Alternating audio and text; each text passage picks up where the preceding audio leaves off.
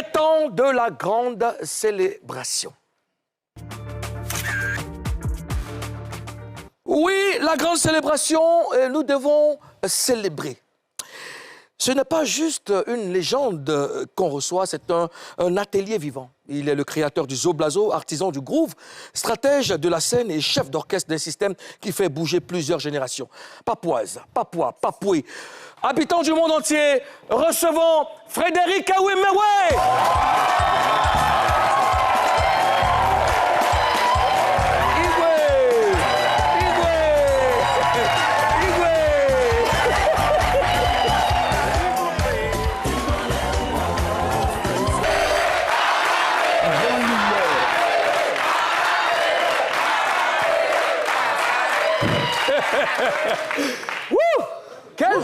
Quel bonheur de recevoir Mewe en Papouasie. J'aimerais qu'on fasse des ovations pour la légende vivante.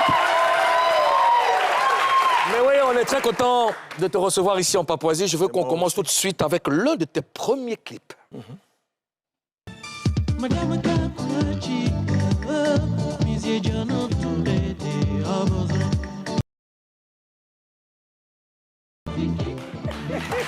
Alors, quand tu as vu ce clip pour la première fois à la télé, est-ce que tu t'es dit, enfin, j'y suis arrivé, ou bien c'est maintenant le plus dur commence?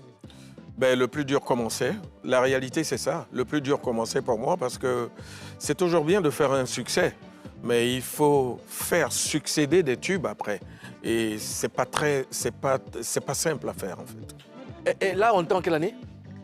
On était en 89-90. Pardon, viens. Tu l'as frustré. Elle est frustrée. Est-ce que j'ai dit ton nom? Non. Mais la petite fille qui dansait dedans, elle est où? Elle est grand-mère. Ah, d'accord. Alors, si tu devais refaire ce clip, qu'est-ce que tu changerais dedans? Je dirais ma tenue. Pourquoi? Ma tenue, parce que vous voyez, tout le monde autour de moi est en traditionnel, sauf moi. Alors que je défends des couleurs d'une tradition.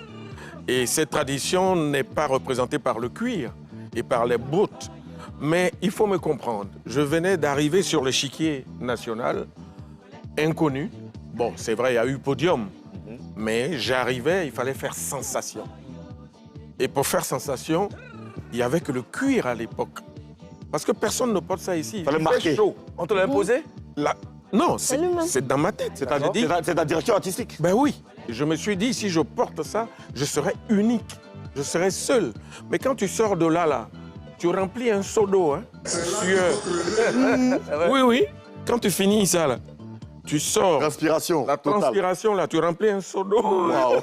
Alors, moi, je veux savoir, comment ta famille, tes amis, ton entourage, comment ils ont réagi quand ils ont vu pour la première fois, ils t'ont vu dans cette tenue pour la première fois à la télé? Ben, tu connais les amis, hein. Joe, et pour moi? Qu'est-ce que tu m'as amené? Le La cuir. tenue, là, je veux ça. Mais c'était très bien. dit, Après, oui. c'était l'ère des bands et tout ça, non? Oui, c'est vrai, mais bon, il fallait faire sensation, comme je disais. Donc, tu verrais personne comme ça, s'habiller comme ça pendant une discothèque à l'époque. Ou bien se balader, aller au marché, aller prendre un verre. Mais habillé comme ça, c'est sûr que tu tapes dans l'œil de tout le monde. Ah oui, ça fait rockstar. Ben oui, je voulais être une rockstar. Mais c'est encore à ma d'actualité, hein, manière. ce style-là. Oui. Est-ce que la tenue... C'est joli, on porte ça aujourd'hui? Qui porte bon? ça? Quand tu portes ça, dans où on porte ça? Ah, puis voilà. Oui. Allez là. Ah bon, hein? Oui. Il faut demander aux zones. Elles sont... C'est pas chez nous ici. C'est à Oumé, on porte ça. Alors, est-ce que cette tenue, tu l'as achetée ou alors on te l'a envoyée? Non, je l'ai acheté. Je vivais déjà en France. En France, d'accord. Ah oui, je suis un benguiste depuis plus de 40 ans. D'accord. Donc, je l'ai acheté. alors Là. Précision de taille. Depuis plus de 40 ans. Oui. Je l'ai acheté là-bas. Je l'ai acheté au marché aux puces. Voilà. Un truc trop long, quoi. Ça va coûter. D'accord, Mimi. Quand je préparais cette émission, je suis tombée sur une vidéo qui date de, si je ne me trompe pas, qui date de 1997. On regarde la vidéo et on revient dépaporiser.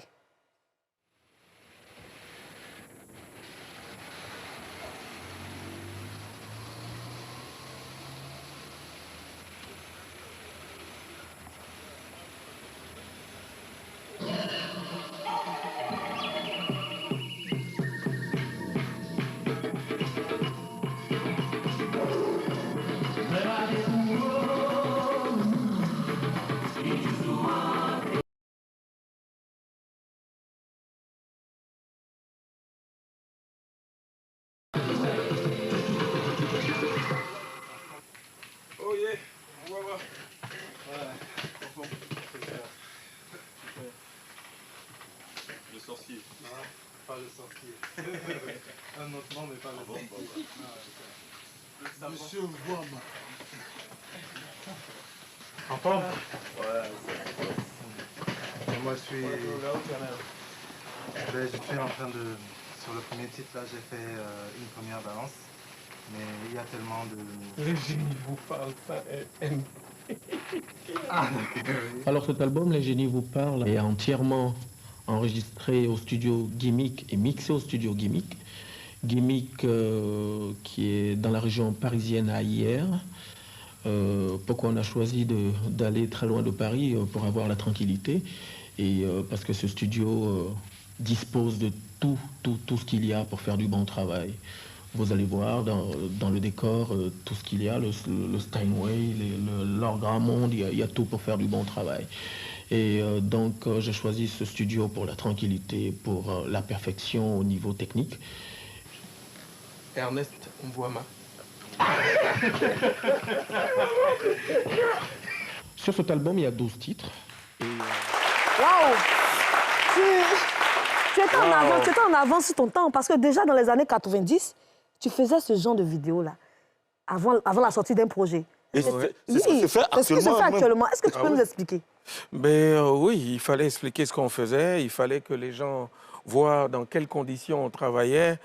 On voulait insuffler ça aux plus jeunes, leur dire que pour avoir de la qualité, il y a un travail à faire. Et pour que le message passe, il faut associer des images à ça. Et donc, c'est ce que j'ai pu faire. Bon, avant, on avait nos caméras VHS, et cassettes à bande et tout. Moi-même, j'en avais acheté. Donc, je faisais des petits trucs comme ça, des petites capsules moi-même en studio pour immortaliser certains instants. Et ça, c'était lequel album que tu préparais? Ça, c'était le 5e album, l'album Les Génies vous parlent. Les Génies vous parlent? Voilà, l'album des 3 choras. Voilà, et bon, la qualité, elle était là, bon, ça donnait ces résultats-là. Et tu as enregistré tout l'album en France? Oui, oui, absolument, absolument, tout l'album. Et c'est sur le même album qu'il y a Ma Folie. Ma Folie, Les Génies vous parlent et tout ça. Et à ce niveau de ta carrière, toi, tu as enregistré déjà en France. Ouais, ça marque la Mais différence. il vivait là-bas? C'est normal? Oui, oui. Oui, j'ai commencé ma carrière là-bas. D'accord. J'ai commencé ma carrière. Mon premier album a enregistré en France. Oui, j'ai toujours travaillé là-bas. Et on a remarqué que, on a remarqué que tu avais toujours le foulard. Donc, il y a longtemps que tu as ce style-là. Comment c'est venu? C'est venu de cette envie d'innover, de me donner une identité, mais propre à moi, quoi. Mais bon, c'est inspiré un peu des Américains, des rappeurs. Hein. Ouais, bien sûr. Oui, bien sûr. Tu connais ça, non? Oui, forcément. Tu es en train de dire que ça fait plus de 40 ans que tu vis en France, mais il y a beaucoup d'Ivoiriens qui ne savent pas. Les gens pensent que tu es en Côte d'Ivoire. Comment tu réussis à vivre en France et garder le pied et la tête même, je dirais, ici en Côte d'Ivoire et être aussi influent dans la musique ivoirienne? Dans la tradition même. La tradition. Ben justement, c'est les deux. Hein. C'est la réalité, ça. Il y a la tradition dans ce que je fais, mais il y a la modernité aussi. J'allie les deux. J'ai eu besoin de la France pour la modernité, pour l'expertise technique, pour tout le contour de ce que je voulais faire. Mais la Côte d'Ivoire, c'est ma source d'inspiration, c'est mon âme, c'est mon esprit. Et c'est pour ça que je suis régulièrement ici, pour me ressourcer, pour apprendre, pour étudier et arriver là-bas pour façonner. Voilà. Et donc, les deux, c'est important pour moi parce que aujourd'hui, on parle de mondialisation. Ben, c'est pas que dans la politique qu'il faut parler de mondialisation. C'est à tous les niveaux, même dans la musique. Et la mondialisation, c'est ça. Il faut pouvoir installer des ponts entre les pays à travers de la musique. Moi, ce que j'aimerais comprendre, excuse-moi. Vas-y. Ce que j'aimerais comprendre, c'est ce processus-là d'apprentissage comment tu le vis? Parce que tu viens en Côte d'Ivoire, quand tu viens pour apprendre, tu fais quoi? Est-ce que tu parles avec les gens? Est-ce que tu rentres dans des traditions? Tu vas dans des régions? Est-ce que tu cherches à connaître des coutumes, des cultures? Comment tu le fais? Ben, je fais ce qu'il faut faire, aller au village. Là, après l'émission, je vais à Bassam. Direct. Je vais à Bassam pour aller voir ma mère qui habite là-bas. Et puis bon, aller voir... bon, je peux pas... Le comité des sages. Je peux pas trop parler. Aller voir qui? Mais les parents. Mais mes parents, j'ai tous mes parents là-bas. Et vous faites quoi? Qu'est-ce que vous vous dites? Ben, on parle de tradition. on parle de tradition, de tout ce qui est valeur traditionnelle dans ce qu'on fait. Et moi, je m'en imprègne, non seulement pour travailler, mais pour aussi enseigner et transmettre aux plus jeunes. Et je suis très heureux aujourd'hui que beaucoup de jeunes de la nouvelle génération s'inspirent de la tradition Bien aussi. sûr. On fait du rap chez nous. On mais c'est pas va en le parler rap tout à l'heure, mais oui, américain, on va en par parler tout à l'heure. exemple. C'est le rap ivoire. Ouais. Alors, moi, je sais que la chanson et toi, c'est depuis ta naissance. Hein. Mais qui t'apprend à tenir la scène et à devenir un showman? J'ai eu beaucoup de chance. Et cette chance-là, c'est quoi? C'est la RTI. Excusez-moi de parler de la RTI. Ouais, Il oui. n'y a pas de souci. C'est la maison mère. C'est la maison mère. À la RTI, il y a eu quelqu'un qu'on appelait Roger Fulgence Cassis. FK. Et ce monsieur-là, à l'époque, c'est un avant-gardiste. Hein. À cette époque-là, tu vas dire à ton père ou à ta mère que tu veux faire de la musique, mais on va te frapper. Mm. Moi, j'ai eu des fouets, j'ai des marques encore dans le dos. Hein. De qui? Mon père. Ah non, déjà, on est issu de familles modestes. Les parents se saignent pour mettre les moyens à votre disposition pour aller à l'école. Et toi, tu t'en vas chanter. Bon, à l'époque, faire de la musique, c'était faire un saut métier. Et on a eu cette chance-là d'avoir Roger Fulgence Cassis, notre messie. Il arrive, il crée une émission qui s'appelle Podium et il donne la parole aux plus jeunes qui n'avaient pas les moyens même de s'acheter une guitare, même une corde de guitare, de venir s'exprimer sur les instruments de l'orchestre de la RTI. Et c'est comme ça que le tournant de ma carrière commence. Quand ton père te voit à la télé gagner une émission où tu es premier, il réfléchit autrement.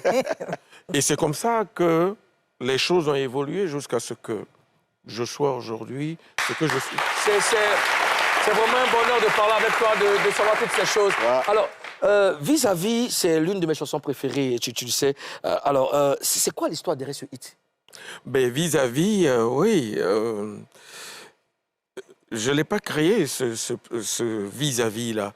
C'est un groupe qui existait déjà. Vis-à-vis? Oui, le groupe s'appelait Vis-à-vis, Ok. à Trècheville. Ici, à Trècheville. Et ce groupe-là était un groupe folklorique Nziba, Apollo. Et c'était un groupe avec des percussions, des cloches et tout ça, toutes sortes de percussions. Et il y avait même une batterie, mais une batterie traditionnelle. Hein. Ah ouais? C'est-à-dire un caisson comme ça, des boîtes, des cartons, avec une pédale qu'ils avaient fabriquée même, qui faisait tout, Ah ouais. avec des morceaux de... Comment je pourrais appeler ça? On découpait des boîtes de sardines et tout ça là, pour faire des charlets. Wow. Tout ça. Et ce groupe-là, Vis-à-vis, animait tous les mariages et particulièrement toutes les obsèques dans notre communauté. Les funérailles, les machins, ils étaient là. Et moi, tout petit, j'allais voir, ça m'avait beaucoup inspiré. Et j'ai eu envie d'écrire une chanson pour rendre hommage à ce groupe-là. Et vous entendrez même dans ce morceau, Kwame Vis-à-vis. Le leader s'appelait Kwame. Ah ouais? Ouais, ouais. Ce qu'on dit Kwame. Ça, c'est Ouais. On a massacré le morceau de... Et qu'est-ce que le groupe est devenu? Le groupe n'existait plus parce qu'ils sont tous partis, hein, ils sont tous décédés. Ils sont d'un certain âge. Bon, j'étais tout petit Il était quand tout j'allais petit. les voir. Ouais, ouais. Donc Il le y groupe a n'existait possibilité de faire renaître ce groupe, non? Il n'y a pas d'héritier? Pourquoi pas? Moi, j'ai fait renaître ce groupe par cette chanson. Cette chanson, ouais. Mais le groupe revit à travers cette chanson. Moi, je vais créer mon vis-à-vis. Moi, je vais pas me... Hé, Zaram, faut qu'on se mais Non, vis-à-vis. Quoi, mais vis-à-vis? Son vis-à-vis. Préparez vos mouchoirs, on va lancer maintenant. Wouh!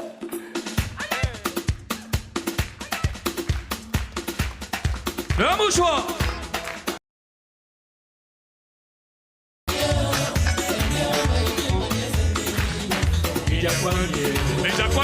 Kwame.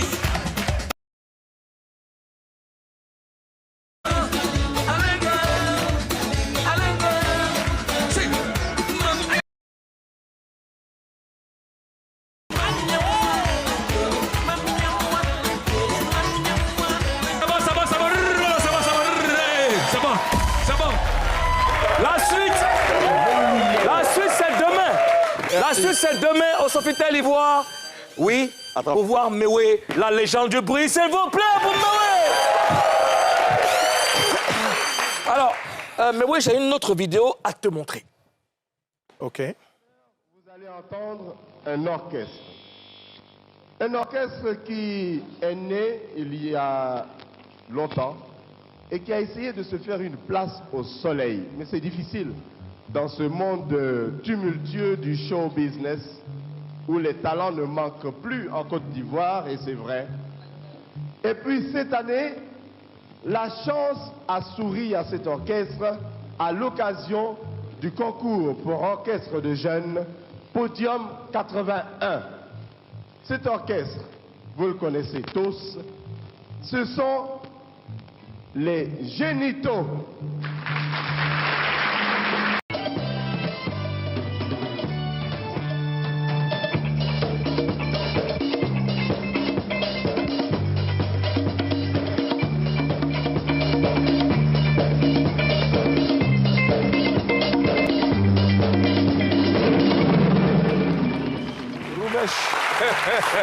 Alors, Mewé, les Gélutos, ça représente quoi pour toi?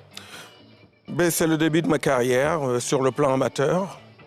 C'était là où on arrivait à convaincre les parents.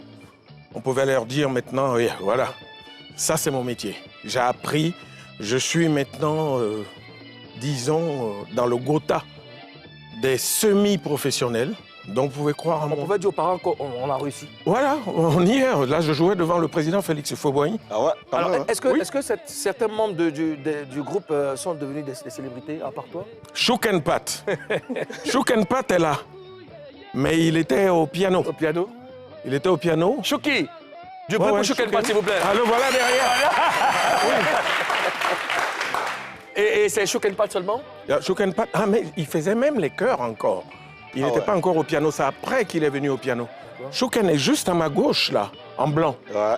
Et devant le chanteur, c'est un chanteur qui est un peu une espèce de mentor pour moi, parce qu'il avait commencé quelques années avant moi.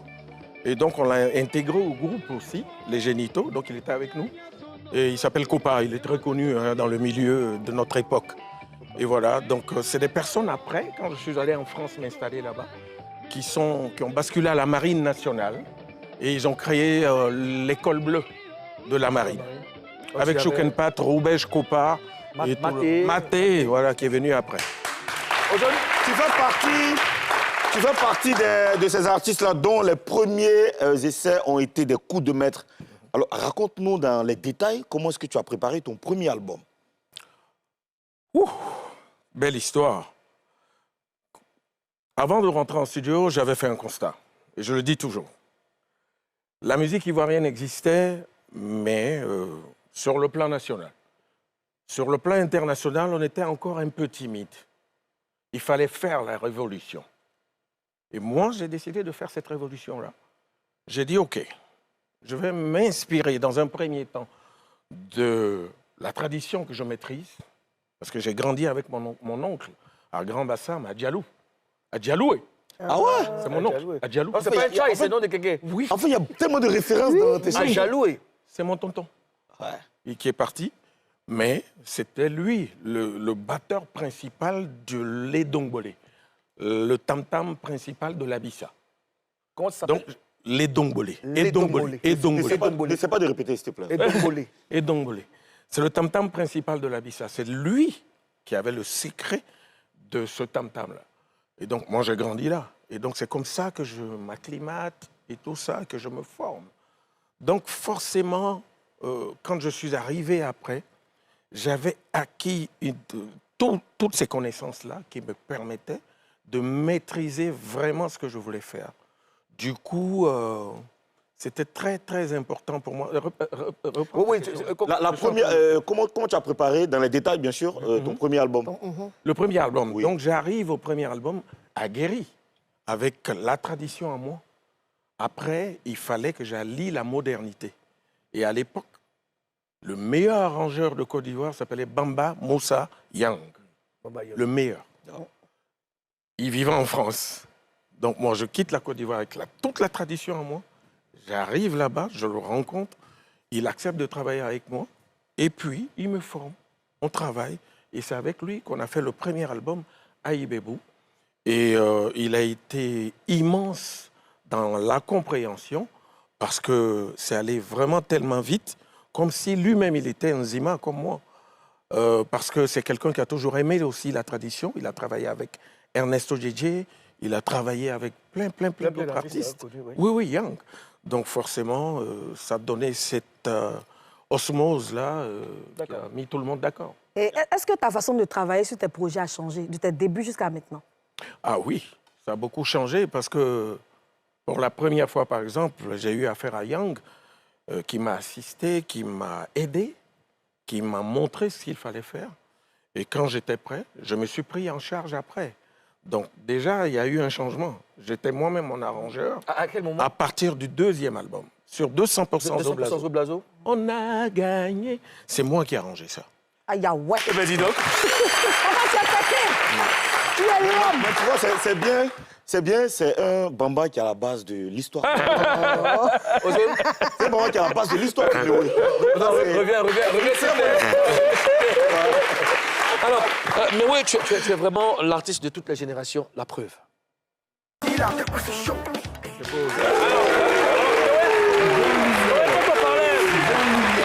compte dans le ciel, la sortie de la vidéo. Aux gens qui nous posent la question pour dire, bah alors, qu'est-ce que vous pensez des deux générations? J'ai dit, alors, dans le clip, je ne vois qu'une seule génération, je vois deux jeunes. deux jeunes gens qui font de la musique. Alors, comment cette collaboration intergénérationnelle a-t-elle été possible? Bon, c'est magique parce que moi, quelques mois après, j'étais parti à Paris, je suis tombé sur une édition de Showbiz. Showbuzz. Ouais. Voilà, Showbuzz que vous avez fait avec lui. Et vous avez demandé sur le plateau qu'il vous fasse une esquisse de rap, Ouais. de toast, quoi, sur le plateau. Fasse un freestyle. Voilà, un freestyle. Il a fait ça. J'ai dit, oh. Je me suis trompé sur le gars, là. On dirait qu'il s'est mis une carapace d'amuseur public, mais intérieurement, Un artiste. c'est un artiste. Et c'est comme ça que je reviens sur ma décision. Donc un jour, il m'envoie un message, j'ai dit, ah, mais ça va, on dit quoi? Le son, je suis prêt. Hein.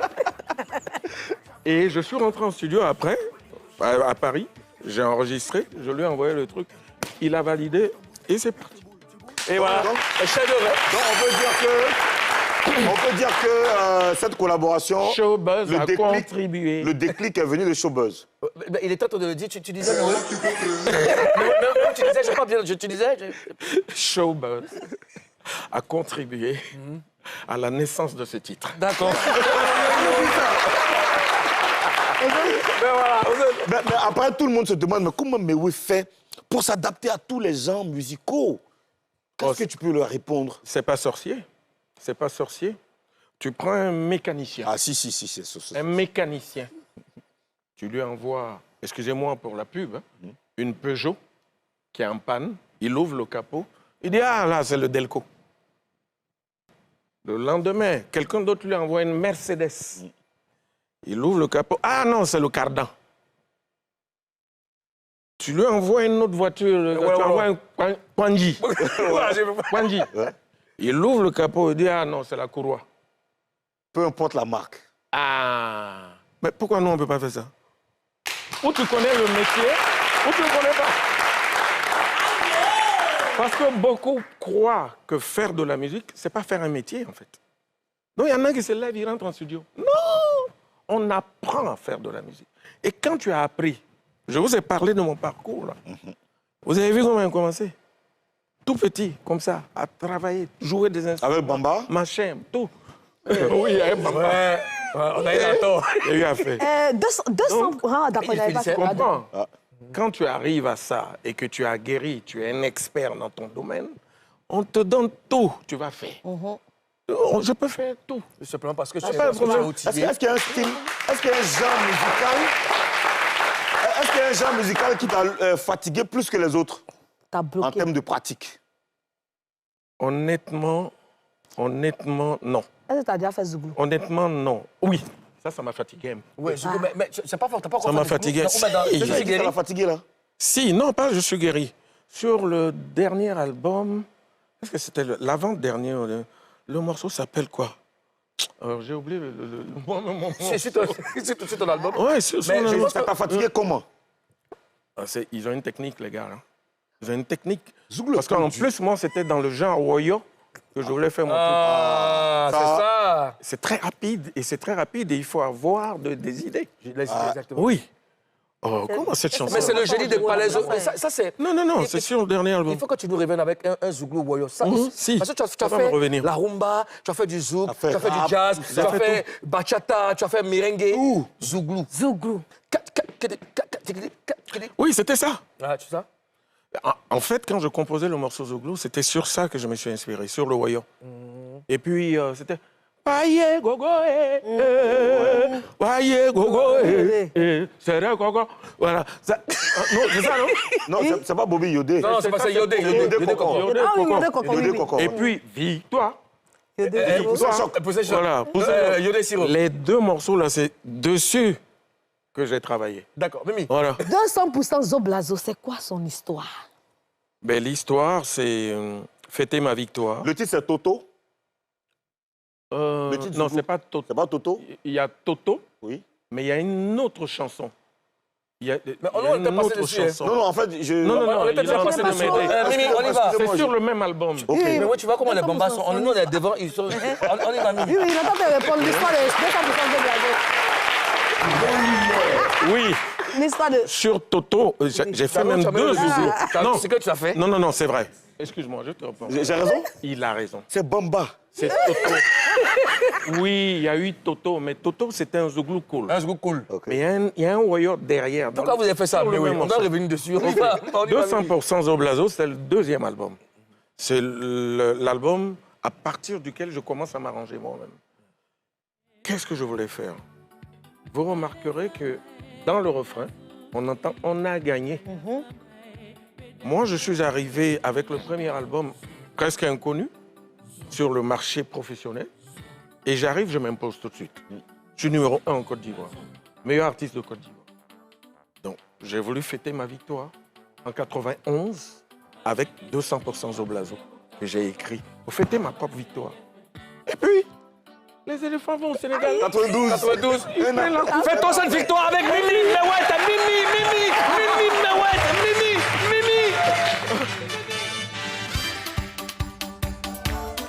Nous sommes de retour pour la troisième partie de Showbuzz. Nous sommes en compagnie de Mewé qui donne un gros concert ce samedi au Sofitel Ivoire. Mewé, pourquoi le retour de l'Albatros? Oui, il existe déjà sur le titre Yiwa.